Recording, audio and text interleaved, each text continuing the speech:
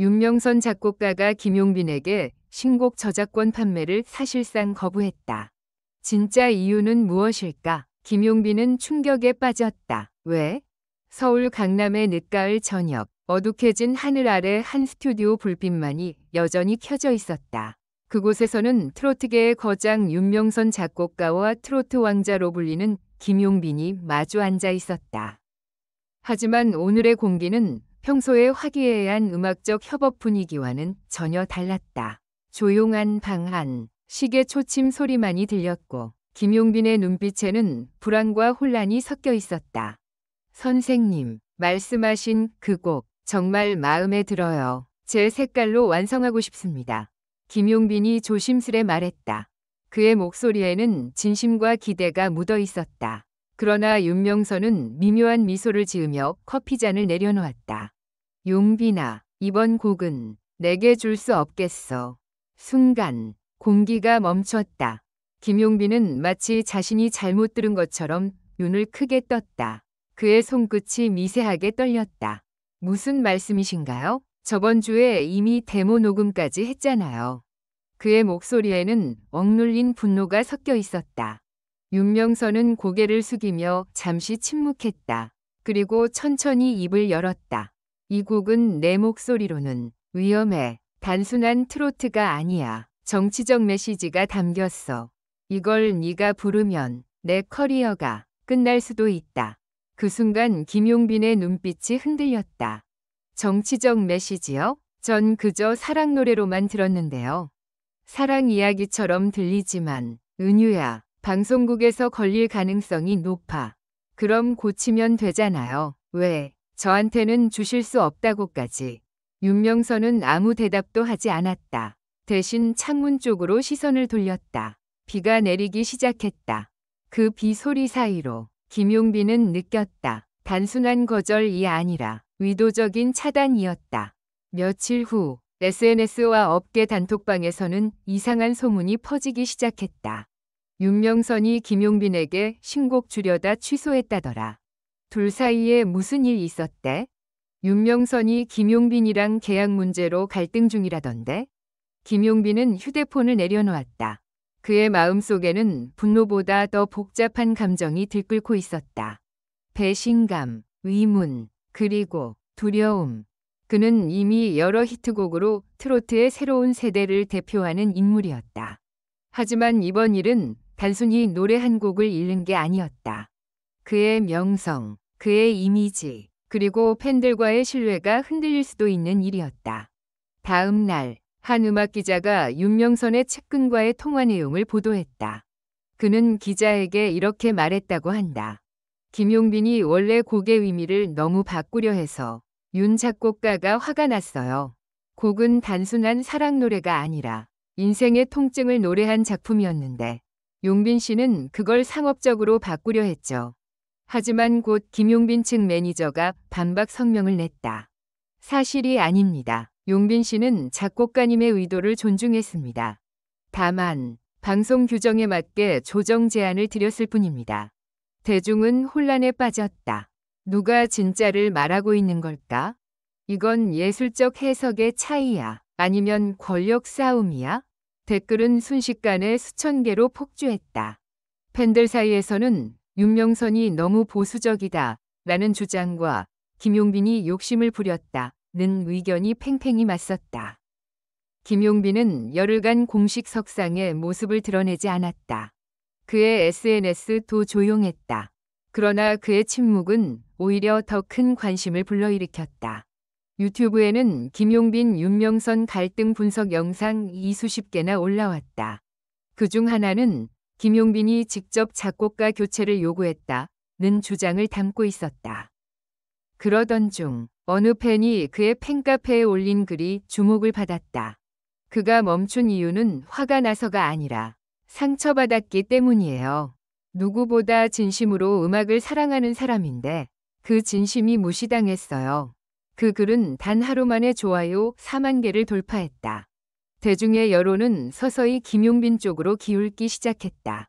11일째 되는 날 밤, 한 온라인 커뮤니티에 익명의 계정이 음성 파일을 올렸다. 파일 제목은 윤명선 김용빈 미공개 미팅 녹취. 30초 만에 실시간 검색어 1위를 기록했다. 녹취에서 윤명선의 목소리가 들렸다. 나는 이 노래를 정치 테마로 쓰고 싶지 않아. 하지만 누군가 이미 그걸 이용하려 해. 너까지 엮이면 위험해. 그리고 잠시 후 김용빈의 떨린 목소리. 그럼 그 누군가가 누구예요? 잠시 정접. 그리고 윤명선의 낮고 무거운 한마디. 방송국 윗선이야. 그 이상은 말 못해. 그 대화는 모두를 충격에 빠뜨렸다. 단순한 음악 갈등이 아니라 업계에 보이지 않는 권력 구조가 얽혀 있었던 것이다. 이틀 뒤 윤명선은 자신의 공식 SNS를 통해 글을 올렸다. 김용빈에게 진심으로 미안하다. 내 의도는 그를 보호하는 것이었다. 하지만 결과적으로 상처를 줬다. 이 글은 또다시 폭발적인 반응을 일으켰다. 팬들은 결국 진실은 하나였다 고 외쳤다. 하지만 일부는 이건 사과라기보다 정치적 수습이라고 냉소했다. 그때 김용빈은 한 방송 인터뷰에서 처음으로 입을 열었다. 저는 누구를 탓하지 않습니다. 음악은 결국 사람의 마음을 담는 거니까요. 저는 이제 제 방식으로 노래를 만들 겁니다. 그의 눈빛은 단단했고 목소리는 차분했다. 그러나 그 말 속에는 분명히 결심이 서 있었다. 독립. 사건이 잠잠해질 무렵 한 음악 관계자가 새로운 사실을 폭로했다. 윤명선은 이미 김용빈을 위한 곡을 따로 준비하고 있었어요. 더 큰 무대를 위한 곡이었죠. 방송용으로는 부적절했지만 해외 무대에서는 완벽할 겁니다. 즉, 윤명선의 거절은 사실상 보호이자 시험이었다. 그는 김용빈이 감정에 휘둘리지 않고 자신의 길을 지킬 수 있는지 보고 싶었던 것이다. 그리고 김용빈은 그 시험을 통과했다. 몇 달 뒤, 김용빈은 새로운 싱글을 발표했다. 제목은 사랑은 말없이 흐른다. 그 곡의 작곡가는 놀랍게도 윤명선이었다. 두 사람은 다시 함께 무대에 올랐고 관객들은 기립 박수를 보냈다. 카메라가 두 사람의 눈빛을 비췄을 때 그 안에는 말하지 못한 수많은 감정이 섞여 있었다. 오해, 침묵, 분노, 그리고 용서. 무대가 끝난 후 윤명선은 김용빈의 어깨를 두드리며 말했다. 진짜 음악인은 상처를 노래로 바꾸는 사람이야. 김용빈은 조용히 고개를 끄덕였다. 그 순간 관객들은 단순한 콘서트를 본 것이 아니라 한 편의 드라마를 목격하고 있었다. 그리고 모두가 깨달았다. 진짜 예술은 갈등 속에서 태어난다는 사실을. 윤명선과 김용빈의 화해 무대 이후 인터넷은 말 그대로 폭발했다. 이게 진짜 음악이다. 두 사람의 눈빛에서 진심이 느껴졌다. 트로트 역사에 남을 장면이다. 댓글과 기사, 유튜브 반응이 쏟아졌다. 팬들은 감격의 눈물을 흘렸고 방송국 PD들은 새로운 특집 기획회의를 열기 시작했다. 그날 밤 김용빈이라는 이름은 다시 한번 실시간 검색어 1위를 기록했다. 하지만 화려한 박수 속에서도 그의 마음은 쉽게 진정되지 않았다. 무대 뒤 대기실에서 김용빈은 혼자 앉아 있었다. 조용히 물을 마시며 숨을 고르던 그는 문득 예전의 대화를 떠올렸다. 음악은 상처를 숨기는 게 아니라 드러내는 거야. 윤명선의 말이었다. 그제야 그는 깨달았다. 자신이 처음에 그 곡을 탐했던 이유는 단순한 성공이 아니라 누군가에게 인정받고 싶다는 마음 때문이었다. 무대가 끝난 지 이틀 뒤 KBS 음악국 PD로부터 연락이 왔다. 김용빈 씨, 윤명선 작곡가와 함께하는 다큐멘터리를 제작하고 싶습니다. 그 제안은 달콤했다. 그러나 그 안에는 또 다른 함정이 있었다. 프로그램 콘셉트 중에는 갈등과 화해의 드라마틱 재구성이라는 문구가 있었다. 김용빈은 잠시 눈을 감았다. 그가 살아온 지난 몇 주의 고통이 떠올랐다. 그건 단순한 시청률용 소재가 아니었다. 그의 진심이, 상처가 그대로 소비되는 것 같았다. 결국 그는 단호히 말했다. 저는 예능이 아니라 무대로 이야기하고 싶습니다. 그의 대답은 분명했고 윤명선도 같은 생각이었다. 그게 바로 네가 음악인이라는 증거야. 그 짧은 대화 속에서 두 사람은 이미 다시 동료가 되어 있었다. 그로부터 한 달 후, 두 사람은 조용히 새로운 작업을 시작했다. 이번엔 방송이나 광고가 아닌 오롯이 팬들을 위한 곡이었다. 제목은 사람의 길. 윤명선은 피아노 앞에 앉아 멜로디를 흘려보냈고, 김용빈은 눈을 감고 그 선율에 가사를 얹었다. 길을 잃은 사람처럼 헤매던 날.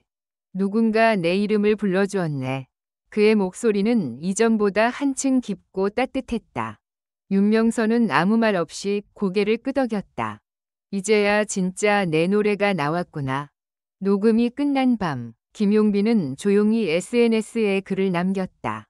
때로는 오해가 사람을 무너뜨리지만 진심은 결국 다시 만나게 만든다. 음악으로 다시 인사드립니다. 그 글은 단 몇 시간 만에 100만 회 이상 공유되었다. 팬들은 드디어 돌아왔다 고 환호했고, 방송사들은 그의 복귀 공연을 잡기 위해 경쟁적으로 연락을 했다. 2025년 봄 서울 올림픽홀, 김용빈 단독 콘서트 리턴이 열렸다. 무대 중앙에는 하얀 조명이 비치고 그 뒤로 윤명선이 직접 피아노를 연주하고 있었다. 관객석에는 5천 명이 넘는 팬들이 사랑빈 피켓을 흔들며 눈물을 흘렸다. 그리고 무대의 마지막 곡으로 사람의 길이 흘러나왔다. 사람의 길, 외로워도 난 간다. 누군가의 믿음이 내 노래가 되니까. 노래가 끝나자 윤명선은 자리에서 일어나 마이크를 잡았다. 오늘 이 자리에서 약속드립니다. 김용빈은 단순한 가수가 아닙니다. 그는 진심을 노래하는 사람입니다. 순간 객석 전체가 눈물바다가 되었다. 김용빈은 고개를 숙이며 조용히 말했다. 저를 다시 일으켜 세운 건 음악이 아니라 사람들입니다. 그의 눈빛은 더 이상 불안하지 않았다. 그 안에는 확신과 평화가 있었다. 그 이후 두 사람의 이야기는 한국예술학교의 교재로 실렸다.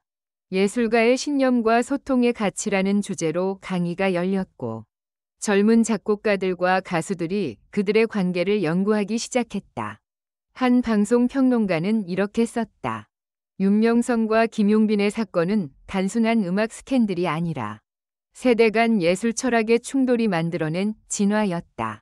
그리고 팬들은 여전히 믿는다. 진짜 음악은 상처를 통해 태어난다. 콘서트가 끝난 후 백스테이지에서 윤명선이 김용빈에게 다가와 말했다. 다음 곡은 네가 써봐. 제가요? 그래, 이제 네가 누군가에게 멘토가 되어야지. 그 말에 김용빈은 미소를 지었다. 한때 상처였던 이름이 이제는 자랑이 되었다. 그는 그날 일기를 썼다. 이제야 알겠다. 진짜 음악은 싸움이 아니라 용서로 완성된다는 걸.